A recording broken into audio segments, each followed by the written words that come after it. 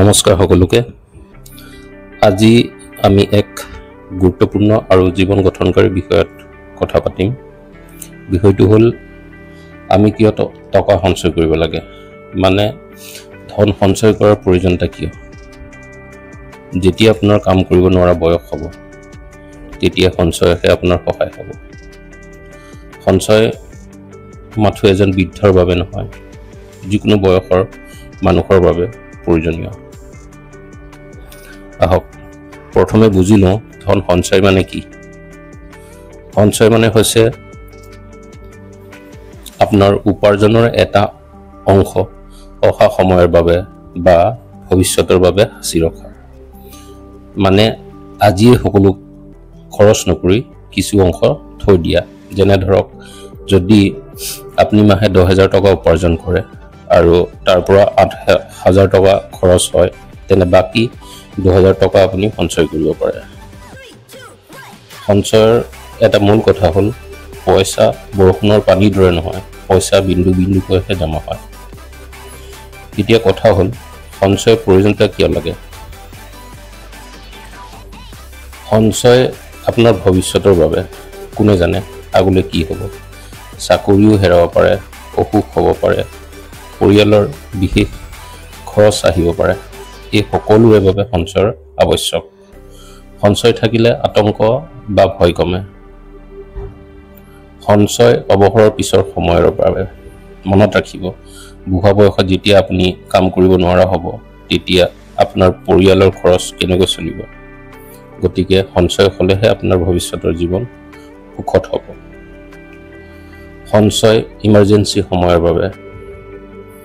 বেমাৰ বা পৰিয়ালৰ যিকোনো বিপদ, এই সকলোৰে বাবে যদি আপোনাৰ কিবা সঞ্চয় থাকে, তেতিয়াহে সমস্যাৰ সময়ত আপুনি সহায় কৰিব পাৰিব। এতিয়া সঞ্চয় নকৰাৰ ফলত কি হ'ব পাৰে। আপুনি সকলো ধন খৰচ কৰি দিয়া অভ্যাস হোৱা মানে ঋণত পৰাৰ সম্ভাৱনা। আপুনি যিকোনো বিপদত আত্মনিৰ্ভৰ হ'ব নোৱাৰিব। আপোনাৰ ওপৰত সদায় মানসিক চাপ থাকিব। আপুনি ভয় আৰু অনিশ্চয়তা ভুগিব। বুঢ়া বয়সত অন্যৰ ওপৰত নিৰ্ভৰ কৰিব লগা হ'ব। সেয়েহে এটা অপমানজনক অনুভৱ কৰিব পাৰে। গতিকে আজিৰ পৰাই নিয়মিত সঞ্চয় আৰম্ভ কৰক। এতিয়া আমি সঞ্চয়ৰ প্ৰয়োজনীয়তা জানিলোঁ, কিন্তু সঞ্চয় আৰম্ভ কৰিব কেনেকৈ। বাজেট বনাওক। প্ৰথমে আপোনাৰ মাহেকীয়া আয় আৰু খৰচ লিখক। ক'ত বেছি খৰচ হৈছে জানক।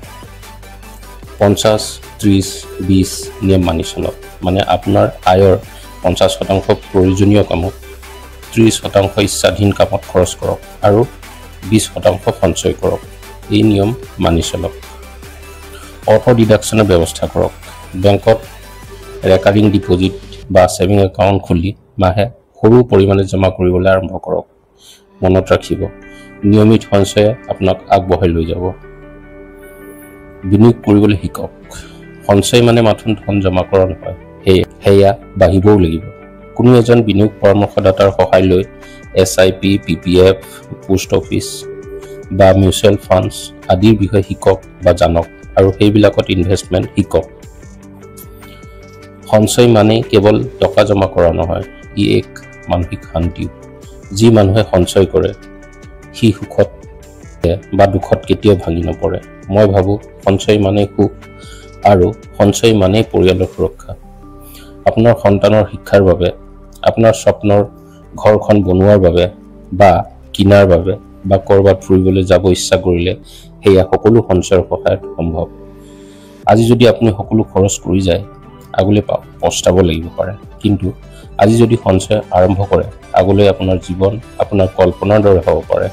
সেয়েহে জ্ঞানী লোকে কয়, খৰখেদাকৈ নহয়, ধীৰে ধীৰে যোৱা, কিন্তু সঠিক দিশে যোৱা। গতিকে আজিৰ পৰাই নিয়মিত সঞ্চয় আৰম্ভ কৰক। ধন্যবাদ।